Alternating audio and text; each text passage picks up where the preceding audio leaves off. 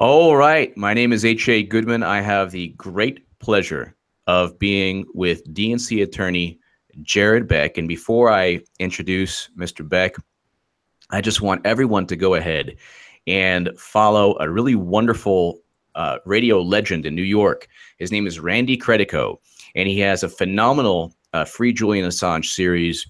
And Randy it's just at Credico 2016. So definitely everybody check out Randy Credico, his work. He's actually going to be on kpfa.org at 8 p.m. Pacific Standard Time Monday and Tuesday with Craig Murray and his wife on Monday, and John Pilger on Tuesday. So all the information is on Randy Credico's Twitter. He's just absolutely a radio legend, and he's just wonderful. He's done a great deal of work to help WikiLeaks and Julian Assange as well. So he's just fantastic. But I am here. I have the great pleasure and honor of being with Jared Beck. Jared, how are you? I'm hanging in there. How you doing, H.A.? Good, good. This is a highly anticipated interview, and I'm just going to get right to it. What are your thoughts on why CNN, the MSNBCs of the world, even Cenk Uygur at the Young Turks with 80 loser Donald videos, but not one loser DNC video. Why are people so reticent or shy about taking a firm stand against the DNC? So it's cool now. It's very cool in the progressive or democratic movement to be against Trump, but not against the people who actually elevated Trump. And we know that from the WikiLeaks DNC emails and everything that you're doing. They cheated Bernie Sanders, who would have, in my view, defeated Trump. But what are the reasons that the CNNs and Young Turks of the world can't take a definitive stance against the DNC, in your view? Well, I think that's actually a pretty simple question, and with a simple answer. And the answer is that those organizations that you just mentioned, those media organizations like CNN, MSNBC, the Young Turk Network, they're in one way or another, they are a PR organ for the interests behind the Democratic Party. So if your task is to do PR for the or PR for the Democratic Party, then you're not going to address things that suggest that the Democratic Party is deeply troubled. It's that simple. I mean, it's, you know, they're in the propaganda business, and I think as Americans and as progressives or whatever, however we identify ourselves, I think we should stop expecting these media organizations to report news and simply understand that they are in the propaganda business. And you know, once you accept that, then I think, you know, some of the frustration goes away, because it's very, very simple to see why they don't cover things like the DNC fraud lawsuit. I know that you and Elizabeth and Nico House, all three of you, are risking your lives. Do you feel safe? Are you okay? I mean, I know that there was some intimidation from the DNC towards you. If you want to elaborate on that. Yeah, I mean, this, you know, we've, you know, received all kinds of you know, disturbing. I mean, look, I mean, you know, forget about the stuff that's been directed to us. I mean, we're dealing with a lawsuit that already has 2 dead witnesses in it. I mean, that's basic fact. Okay, even without getting into the issue of who killed Seth Rich, and even without getting, you know, trying to delve deeply into the reasons that Sean Lucas may have died. And of course, Sean Lucas was our process server. I mean, that in and of itself would cause pretty much, most lawyers, probably all lawyers, you know, I know, to not litigate the case any further. Generally, when witnesses are dead in your case, you don't feel safe prosecuting this case. So, you know, I haven't felt safe and secure since I learned that Sean Lucas died last year. And that's just a reality. Doesn't mean that I, you know, spend every day cowering in the corner of my bedroom in fear. No, I mean, you know, you can't fight a battle when you're constantly in fear. You have to subsume the fear and deal with it, and, you know, only, you know, focus on what can be done and the way forward. But you know, truthfully, in response to the question, no, I don't feel safe. I mean, I'd be a fool. I think I'd be a fool to feel safe in this situation. Well, you have millions of people who love all three of you, you and Elizabeth and Nico, and millions of people throughout the world know exactly what's going on and know how dangerous it is what you're doing. In terms of Sean Lucas, there was a cocktail of 3 drugs, very difficult to combine. And then the second, are you referring to Barrington J Wiseman? Well, he's yeah, I mean, I didn't even refer to him. I mean, wasn't directly connected to our case that we know of, but my co-counsel, Colin O'Brien, has received multiple calls telling him that he's going to end up like Barrington J Wiseman if he doesn't drop this case. And of course, Barrington Wiseman was a lawyer down here, a federal prosecutor who washed up dead on Hollywood Beach a few months ago, and no progress on that investigation as far as I know. But, you know, that seems to be the norm in this country. People seem to wind up dead under mysterious circumstances, and, you know, there's no investigation. I mean, so, you know, this is the new normal. I agree with you. This is what I find unbelievable and disheartening. You have Sean Lucas, who is healthy, young, who died of a combination of 3 very difficult to combine chemicals. Then Barrington J Wiseman is in a dress slacks, nice shirt, washes up on the beach with a head wound. And then you have Seth Rich, and you have all these deaths associated with Debbie Wasserman Schultz and the DNC. And I kind of think one of the biggest issues, Jared, is the fact that, and I'm going to definitely ask questions about the DNC lawsuit, but when you look at Hillary Clinton and her a private server, but also the classified intelligence being outsourced to cloud servers, which I find unbelievable. And then you have the Awans, Imran Awan and the Awans who work for Debbie Wasserman Schultz, who used off-site servers. What is it you think that Debbie Wasserman Schultz or the DNC, I mean, we know they use CrowdStrike. They wouldn't even let the U.S. government look at these servers. But what is it with the Democratic Party or Debbie Wasserman Schultz and the DNC what is their need to use outside servers to store U.S. government intelligence, emails, information? I don't think it's a matter of need. I think it's a matter of what the Democratic National Committee actually is in reality, or has become over time.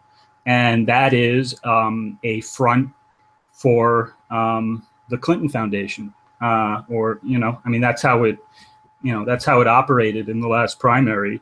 And so the real question is, the question people should be asking is not so much why would they do something like that, what's the need, but who directed them to hire those people. Okay. And when we talk about the Whan Brothers, you know, I know this is, it's certainly a big, I think it's a big deal that we've had one arrest already. But this is like the lowest man on the totem pole. Okay. And look how difficult it is to get the American population to even pay attention to this, okay, as an issue. I mean, it's like, the mainstream media is engaged in a full-on disinformation and misinformation battle to get the American population from looking at anything except the issues that really matter right now. And those issues are so frightening and so profound that, it really boggles the mind when you think about them. And the Whan Brothers, that's just, this is not even the tip of the iceberg. It's the tip of the tip of the tip of the iceberg. In terms of when people say, because there's this same type of mentality. I remember when Bernie first started running, people would dismiss his candidacy and say, well, he can't win. And, in terms of the DNC lawsuit that you and Elizabeth are waging in the courtroom, do you know, I guess the first question is, do you know when the judge will come back with his decision regarding whether to continue the lawsuit? No, we don't have a time frame at this point. The judge indicated at the end of the hearing in April, that it would take some time, given the complexity of the issues involved from a legal standpoint, and given the magnitude of the issues. I think that's something that we need to take very seriously and take to heart, because whatever way the decision goes in this case, in other words, whether we win or lose on the DNC's motion to dismiss, I think the order is going to tell us some very, very significant things about the state of this country from a legal perspective. Let's assume that the lawsuit, continues, and is in the lawsuit, just in terms of, I guess, the wonky details or the legal details. Is it possible for Debbie Wasserman Schultz or Donna Brazile, would there be a deposition where they would be on tape or asked questions by you and Elizabeth? Yes, under oath, on videotape.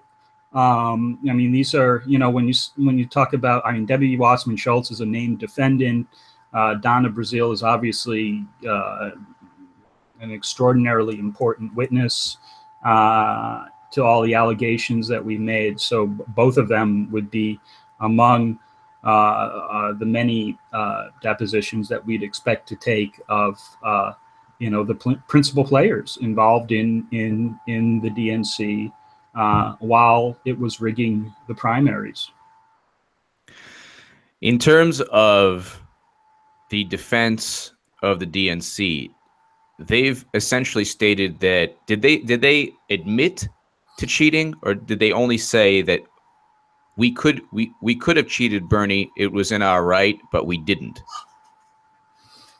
Well, formally speaking, they didn't admit to the factual allegations in the complaint, which is that they cheated. But I personally think they made an even graver admission when they acknowledged on the record that they believe that they have the right to pick whomever they want. I think that, I said at the time of the hearing that I was shocked by that statement, and it still shocks me today because it's a legal admission that the Democratic Party is nothing other than a what I would say is a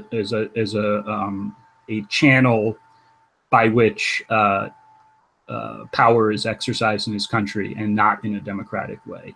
It's and if you say you have the right to rig the primaries, for all intents and purposes, you are, I think, admitting that you do rig the primaries. Why wouldn't you rig the primaries if you believe you have the right to? Especially given, what's involved in the selection of, what's at stake in these elections. So I think it's a very significant statement. I always, when I try to explain it on my channel or when I talk to people about it, I always try to say that Debbie Wasserman Schultz deliberately stated it was neutral and that she was impartial in order not only to deceive Bernie Sanders voters to get their money, but also the entire Democratic Party would not function if nobody gave a dime to Hillary Clinton. I think that a lot of people are overlooking the fact that when she said the primary was neutral, that she was thinking long term in terms of donations and money from big donors as well to Hillary Clinton. What would have taken place, Jared, had she, because essentially the DNC attorneys were saying, well, there's nothing wrong. We were totally acting within legal boundaries to cheat. What would have taken place if in late 2015, Debbie Wasserman Schultz stated categorically, we are not neutral. We are going to essentially push to ensure Hillary Clinton wins. What would have taken place in terms of fundraising? Well, I think that's the fact that she would, the idea of her saying that would be is an impossibility, number one, because she's, she's running an organization that at the time had no purpose other than to rig the primaries for Hillary Clinton. So that was her whole purpose as the DNC chairperson. I think that's become actually fairly non-controversial as a proposition at this point. In terms of the fundraising, that's part of the scam that the Democrats are running. And they've been running it in various ways for a long, long time. And I think this is what people have to understand about the Democratic Party and the DNC and political parties in general, because I think this also applies to the RNC, is that, it's not like something unusual in American politics happened in 2016 when the primaries were rigged against Bernie Sanders. This is the way politics has been conducted in this country, even though most of us have been sitting around thinking we live in some kind of representative democratic system. But this is just the reality of the way politics has been conducted. It's not something I realized until very, very recently when I became a Bernie Sanders supporter and got involved in supporting him in the primaries, and then turned our attention to this lawsuit. Before then, I was like, I think the vast majority of people in this country, and I thought that, we had, a fairly representative democracy, and it's just not the case. So yes, as a long-winded way of answering your question, HA, in order to suck money out of the public, they have to perpetrate the illusion that we have bona fide elections in this country, but clearly we don't. So Hillary Clinton, in total, she raised around $1.2 billion, and I know that. So of the $1.2 billion, I know that the lawsuit is more than the 200+ million that the DNC stole from Bernie supporters. My question is, how integral was the money that she raised, that Debbie Wasserman Schultz raised from Bernie Sanders supporters, to the overall $1.2 billion debacle where Clinton lost over $1 billion? How integral financially, in terms of, were it not for Bernie Sanders raising that money, could they have raised $1 billion? Yeah, I think you're absolutely right. I think that, it's basically a fake contest. It's like the Globetrotters versus the Washington Generals. The Globetrotters can only play basketball and bring in all those fans if they have an opponent to play against, right? And Bernie Sanders was the Washington Generals. If you've ever gone to a Globetrotters game, I don't know, but basically the Generals are the team that they always lose, and they allow the Globetrotters to dunk on them and do all sorts of crazy shots, and then that's how the game goes. That's our electoral system basically, and in order to make sure the Globetrotters have their fans, you have to have someone like the Generals to beat up on.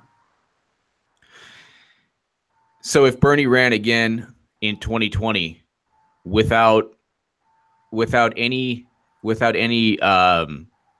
transformation, or without the DNC losing this lawsuit and transforming the way it does conducts primaries, or let's say Nina Turner runs, or Tulsi Gabbard, or anyone deemed as a threat to the DNC, the chances of them being cheated, what percentage do you think?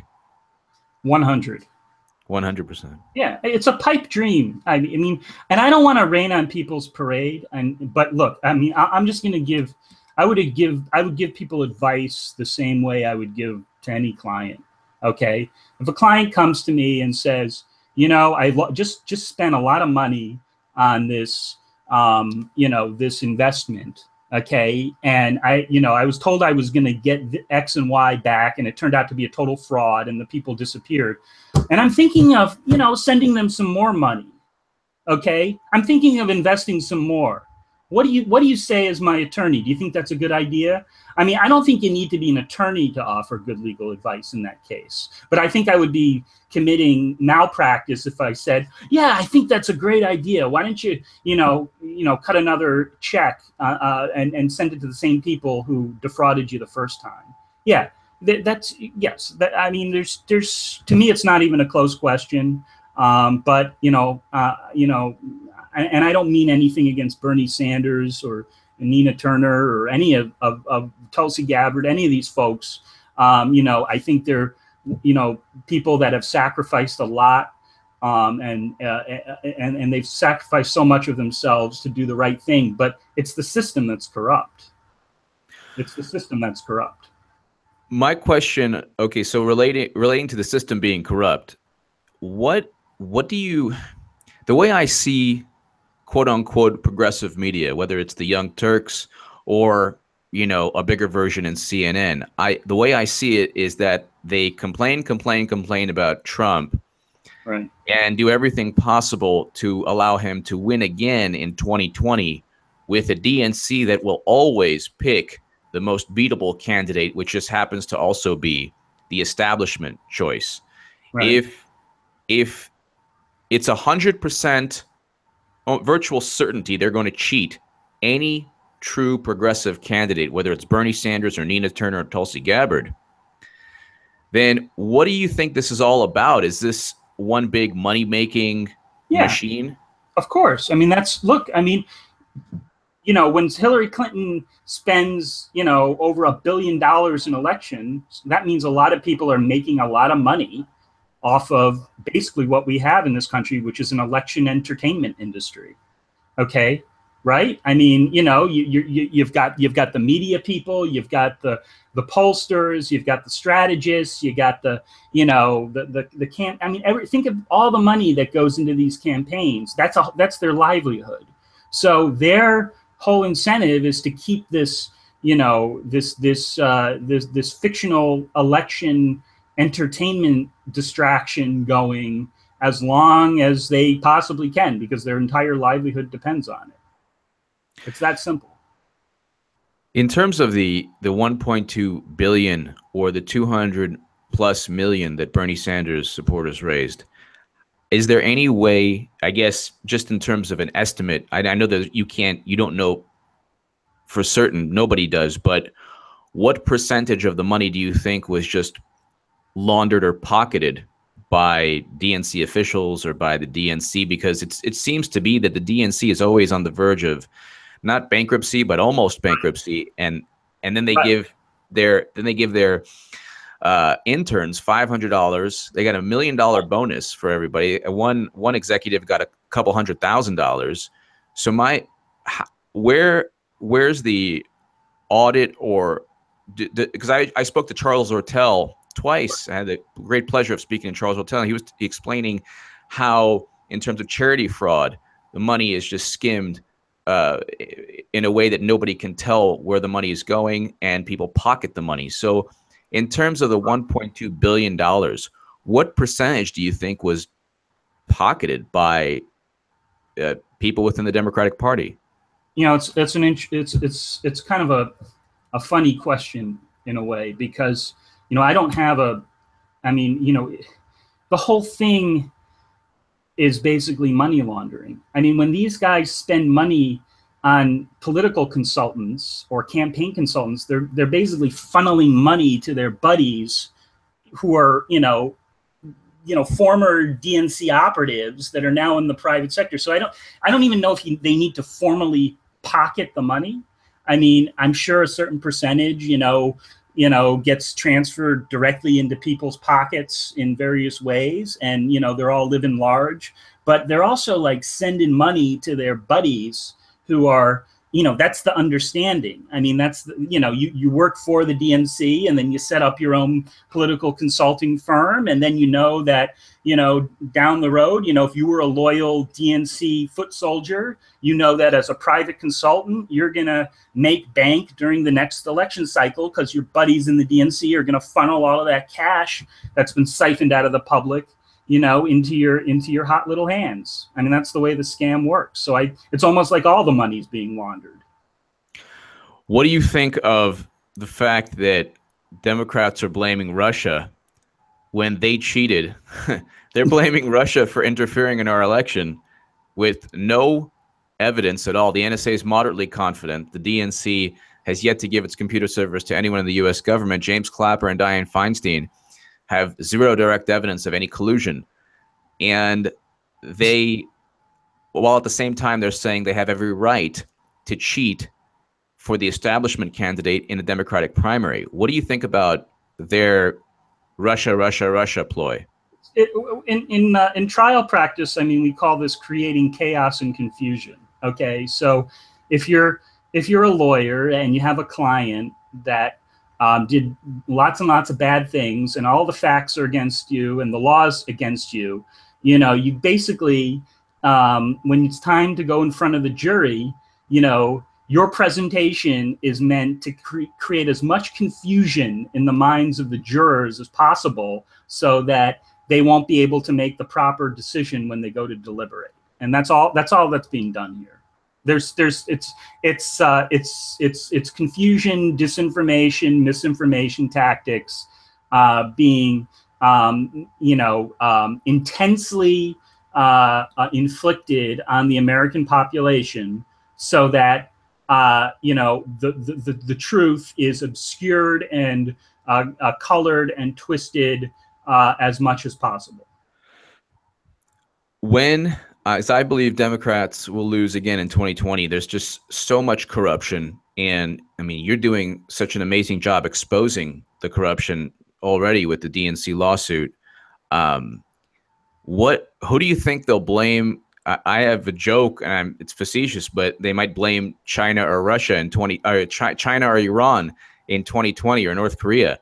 But what do you think their game plan is to blame when they lose in 2020? Because let's say they lose in 2020. What do you think they'll blame? How do you think they'll try to rebrand their failed message? I don't think they've thought that far ahead. I mean, these guys are. I don't think when you're dealing with this level of corruption, that you're actually thinking. If they were, first of all, they wouldn't have lost so badly if they were good at strategic thinking.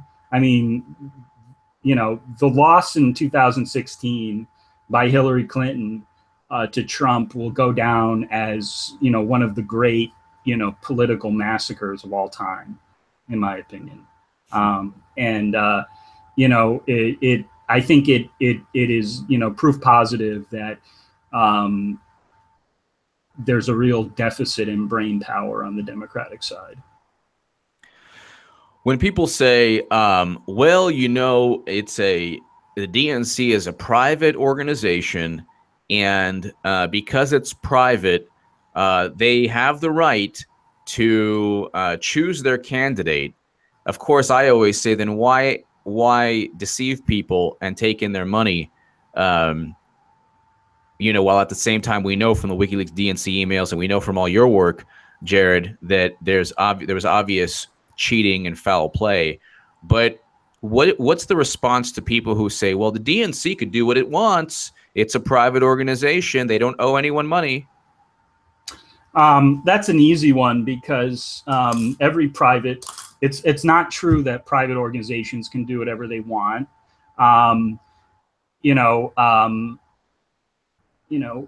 Enron wasn't able to defraud its stockholders, and it ceased to exist as a result. Bernie Madoff wasn't able to commit a Ponzi scheme on a huge scale, and he's in prison as a result. And, you know, the basic principle under our legal system, as I understand it, and I think, you know, pretty much every lawyer would agree with me, is that fraud is not legal. Yeah. And fraud consists in our legal system of taking money on the basis of false representations and false pretenses. So, you know, I suppose, you could have a political party called the Rigged Primary Party and say, you know, hey, we're the rigged primary party. We rig our primaries for the people that, you know, the big money donors want. And we take your money, you know, but you can give us money if you want, you know. I mean, I suppose that might, you know, get out of this fraud problem, but that's, you know, I mean, would you, you know, most people probably wouldn't want to join such a political party. In terms of the DNC lawsuit, I'm wondering if the following that I'm going to mention, any of these are correlated either directly or tangentially to the DNC lawsuit. So there's a Loretta Lynch investigation now in Congress regarding obstruction of justice in the Clinton email scandal. Platte River, the management company of Clinton's emails, is now being targeted by Congress. House Republicans actually want to use WikiLeaks emails to expose James Comey in a new investigation regarding his role in a cover-up of the email investigation. Yeah. Then you have the Imran Awan getting arrested. Then you have, well, so in the Awan scandal with that, then you have Fusion GPS and CrowdStrike CEOs refusing to testify before Congress. And then, of course, you have the DNC lawsuit. Right. Is the DNC lawsuit, do you think, directly related to all of those in terms of just an umbrella of corruption within the Democratic Party? Or yes, is there actually perhaps a direct correlation between one of those scandals or something I haven't mentioned that hasn't been publicized yet, between something going on in the DNC or Democratic Party and the DNC lawsuit? Yeah. No, I mean, you listed a whole bunch of things that are going on. You know, I think each and every one of those things, and we can talk about each and every one of them if you want, but I mean, I think they all stem from the profound corruption that exists in our political system. I mean, corruption that is way past the breaking point. And the DNC fraud lawsuit is one part of that. But you know, it's a more pervasive problem. So, you know, when you talk about, I think you started with Loretta Lynch and the tarmac meeting, and you know, the failure to prosecute Hillary Clinton during the election for the emails. I mean, I remember, you know, this was before we filed the lawsuit, but I was, you know, just a naive little Bernie supporter. Following all these events, and you know, but as a lawyer trying to think about the legal issues, as we learned about Hillary's email server, and you know, and just feeling that the way the government, and specifically Jim Comey, was conducting itself was just so bizarre and so untoward and just so contrary to the rule of law. And, you know, I actually wrote some articles on it at the time.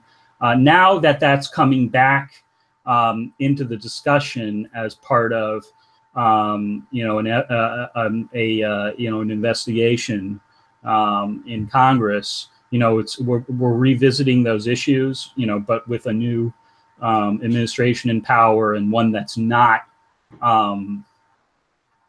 intimately connected with Hillary Clinton and the Clinton Foundation and all that. So you know, now the question is this just going to stop at an investigation, or are we actually going to get prosecutions out of this? In terms of the ongoing scandal alongside the DNC lawsuit, the Whan scandal. Right. If it's proven that, or if there's more information that we don't know, where Debbie Wasserman Schultz obstructed justice or had firsthand knowledge that the Whans were storing classified data or congressional emails outside the U.S. government on servers, not just apps. So I think that she did an interview on the Sun Sentinel the other day, and she said, well, they were using apps like or Dropbox, but according to Fox and the Daily Caller and Luke Rosiak, the Daily Caller, they're actually storing intelligence off-site servers, and nobody knows where these servers are. Right. If it's shown that she knew or that she in some way obstructed justice, could she be indicted? I just want to say hi. Oh, Elizabeth just wants Hi, to... Elizabeth. Hi. How are you? Good. How you doing, HA? You just made our day. I did? Yes. There's 1,361 people watching this. Oh, wow. Wow. Cool. Well, I was Elizabeth, telling what is it like to just have such a wonderful husband like Jared?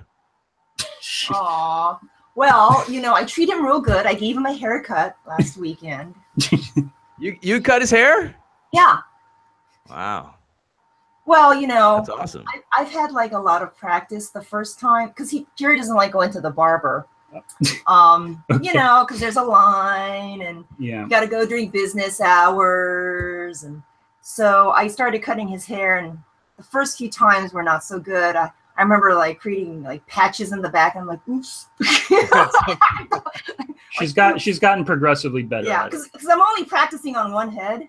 So all I have to do is figure out how to cut this one head. So. Well, that is really awesome. Since you're here, and I'm very lucky that you're here, what are your thoughts on, I guess, everything going on with Debbie Wasserman Schultz now in terms of the Whan scandal and also the DNC lawsuit? Oh, HE, I don't know what's going on. It's really difficult to figure out what the nature of truth is. Yeah.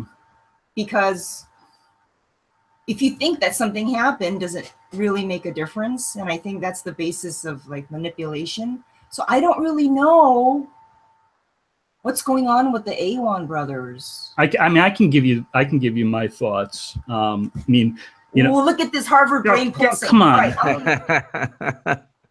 Sorry about that. So I guess the question's on the Whan brothers. I think that's just, the issues that you mentioned just kind of scratch the surface here.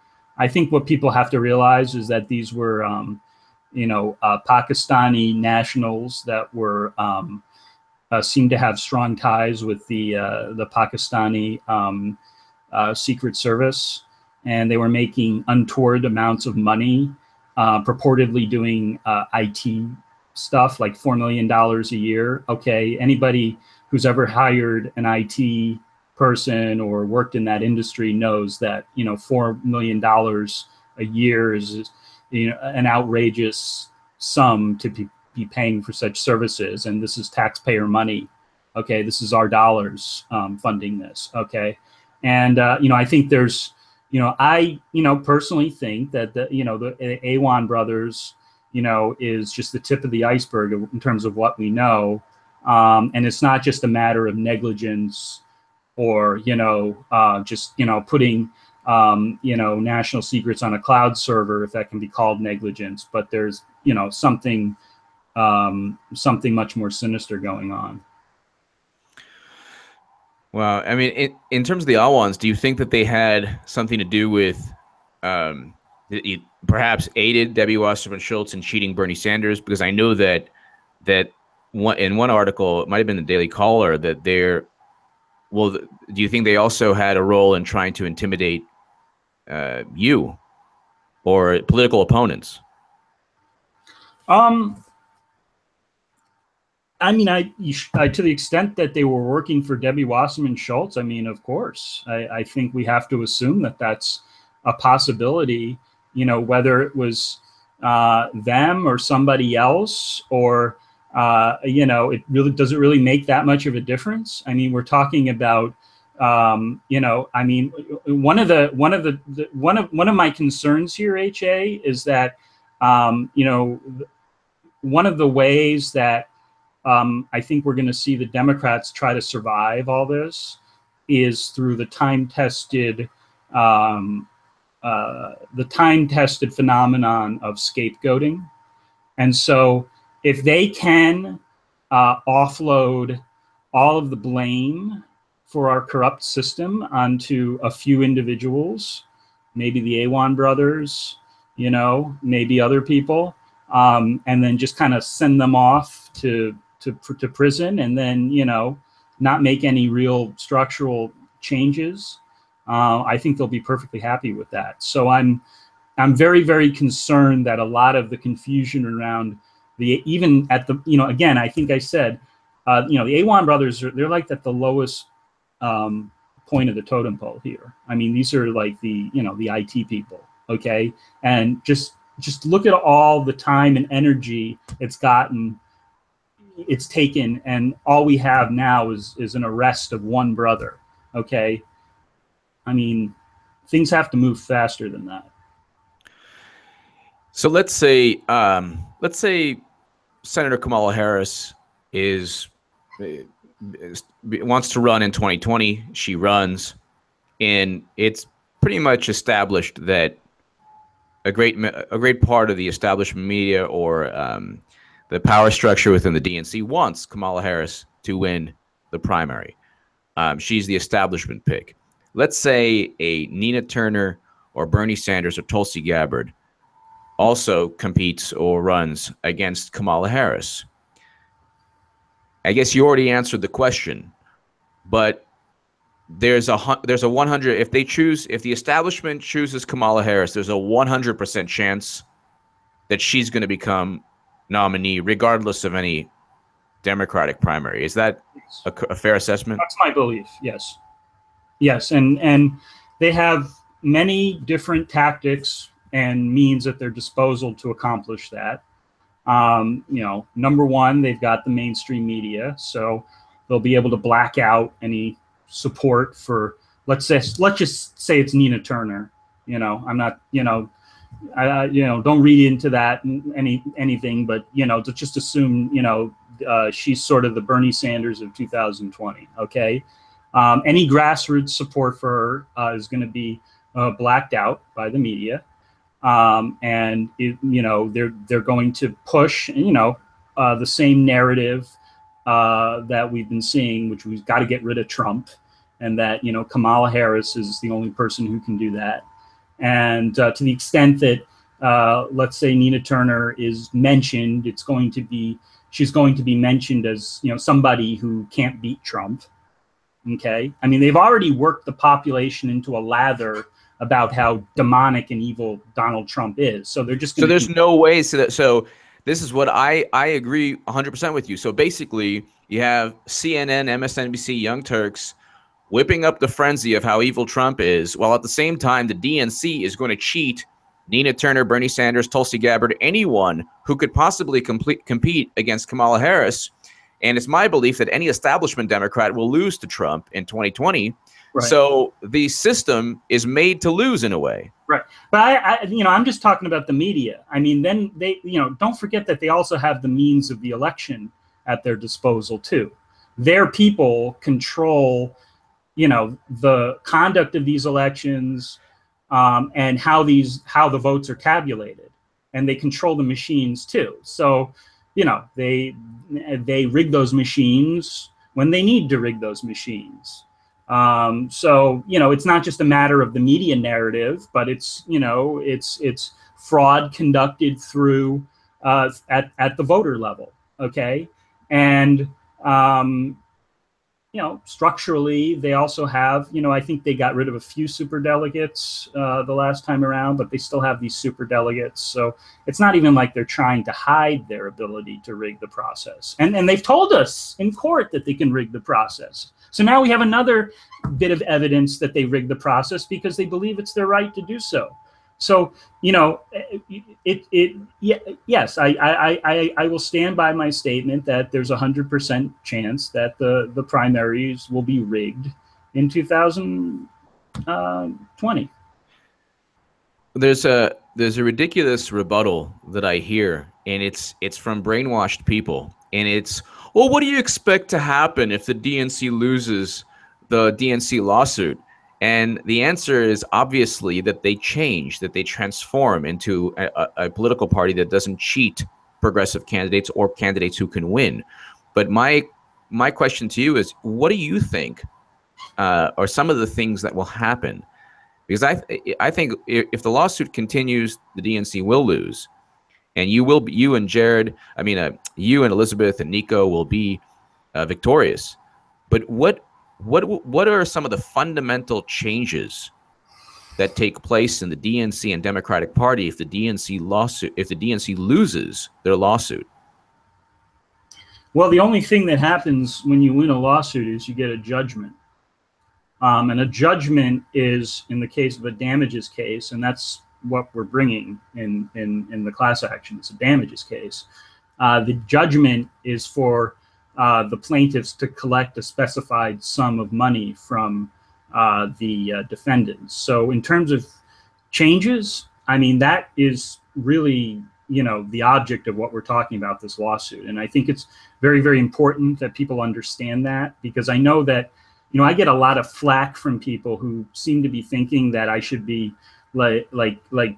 aligning myself with, you know, progressive politicians or progressive ideals, and you know, using this lawsuit as some kind of vehicle, and that I shouldn't be talking to media that is not quote unquote progressive media.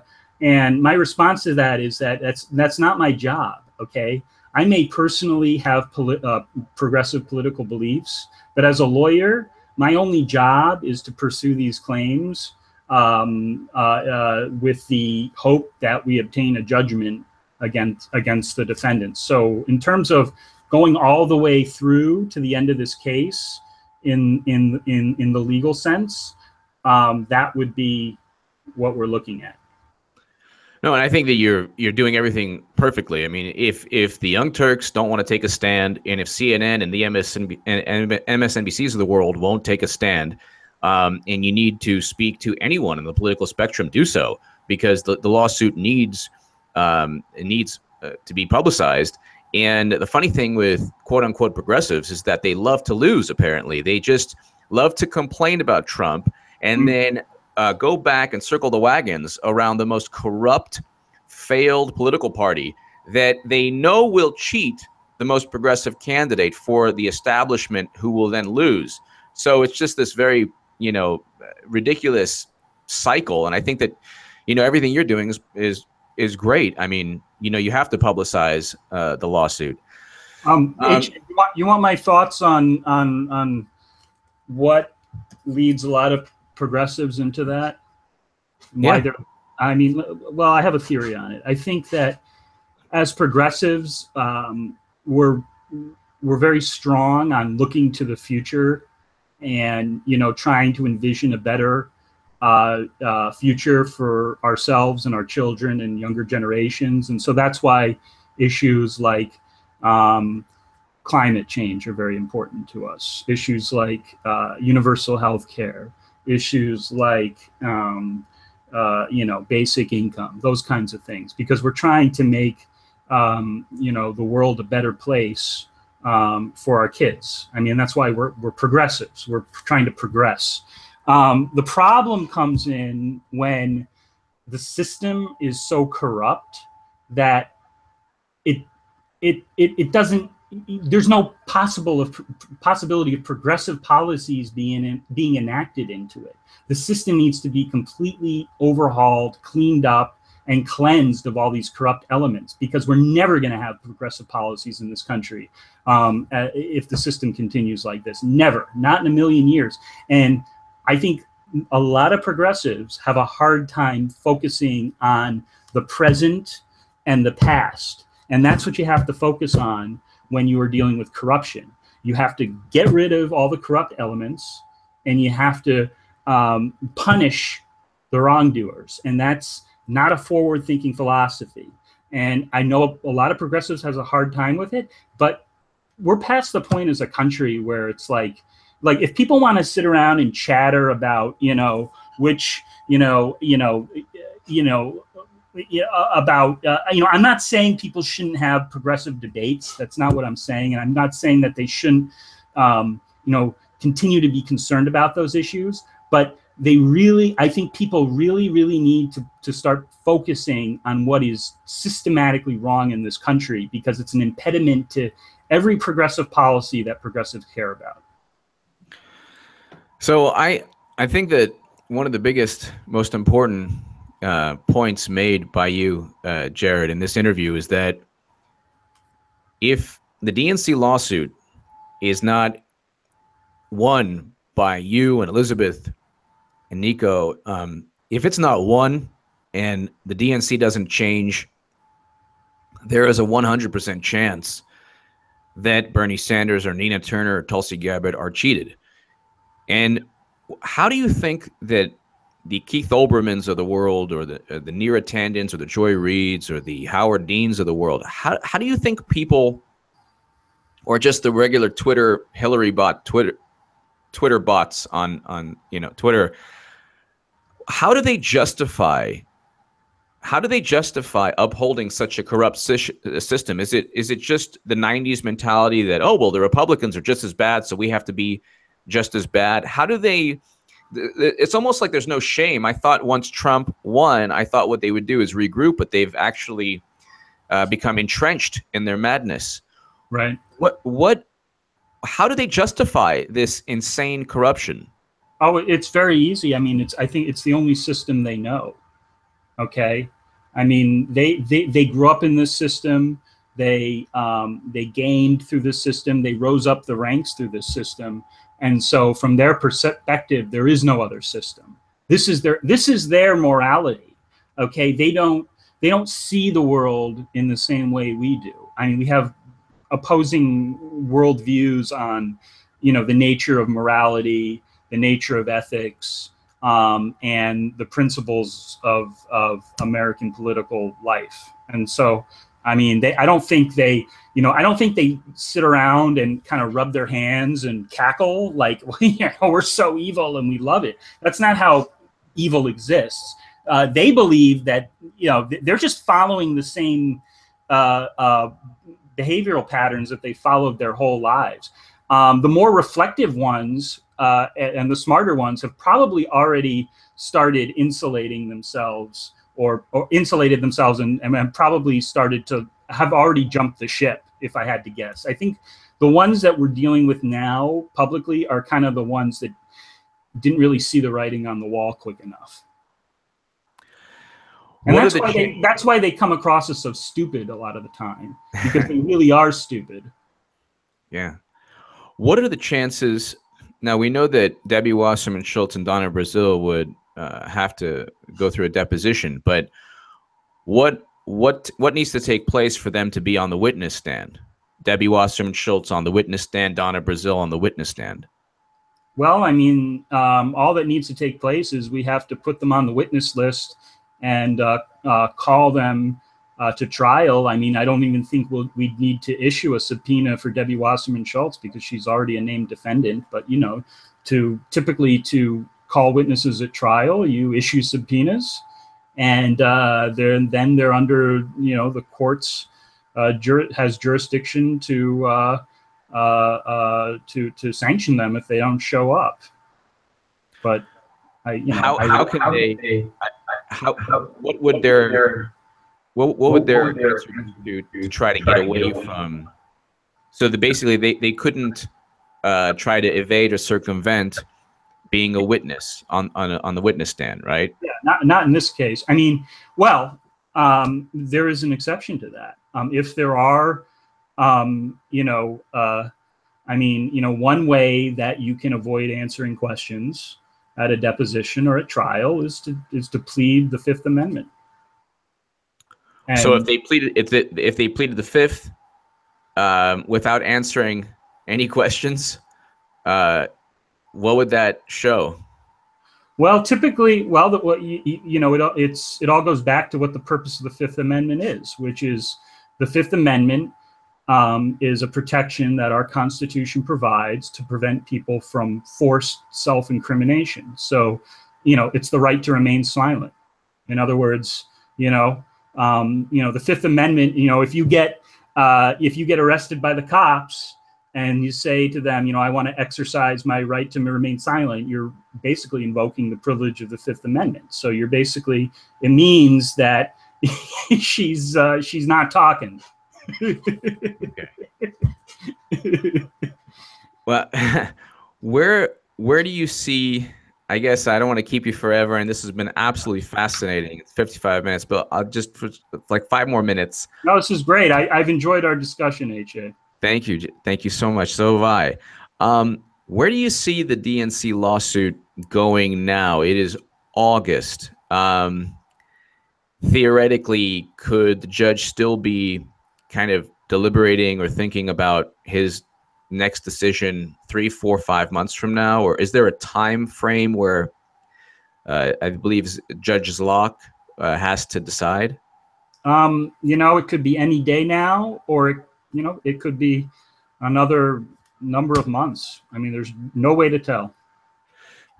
What is the judge, like, what does a judge do at this moment? Like, what is he thinking, doing, trying to decide? You know, you know, I think all judges are sort of operate differently, but I think what they do is they break up the legal issues that are raised in the parties' motions. And, you know, all federal judges have a team of law clerks, which are recent graduates of law school. And they play a very important function in our judicial system in terms of researching issues of law for their judges. So, you know, they could, at this moment in time, one strong possibility is that the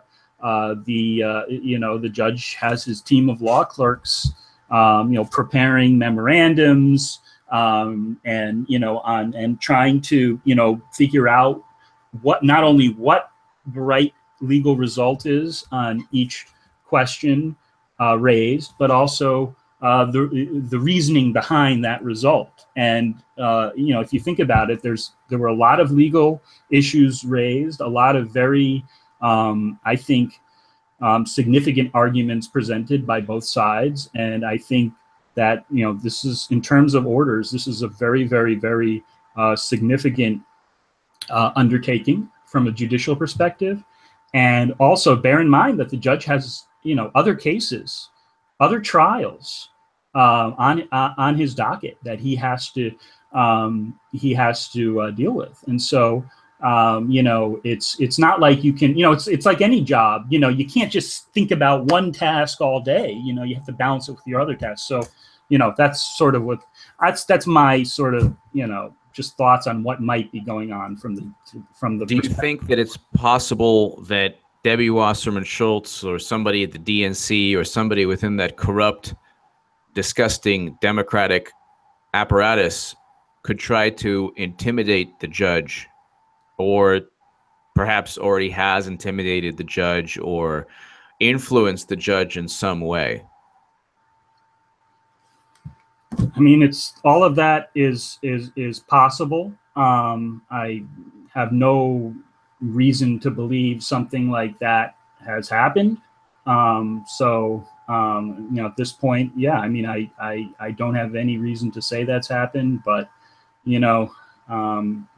I'll just repeat what I said at the hearing. We live in very, very dire times in this country. Last question. If you can, are WikiLeaks DNC emails, will you be able to use the WikiLeaks DNC emails in the lawsuit? There's so much information regarding the corruption and foul play. Is that something you could utilize? Well, we're if we get to the next stage, we're certainly going to try to establish their authenticity as DNC documents, that may get us into the very interesting question of how those documents got to WikiLeaks. But honestly, even without getting to that question, of course, the lawsuit, there's already a lot of analysis out there which contradicts the prevailing media narrative that the WikiLeaks documents were disclosed as a result of a hack rather than a leak, and a Russian hack. Yeah, I mean, James Clapper is under oath in Congress stating that he has no knowledge of how WikiLeaks obtained the emails. President Obama doesn't know. The NSA is moderately confident about the Russian story. Nobody is certain. People are only, the quote-unquote intelligence community is highly to moderately confident about everything. They are not certain about anything. I'll leave it at that, and I just want to, Jared, I want to thank you for this fantastic discussion. You are a hero to so many people. You and Elizabeth are heroes to so many people.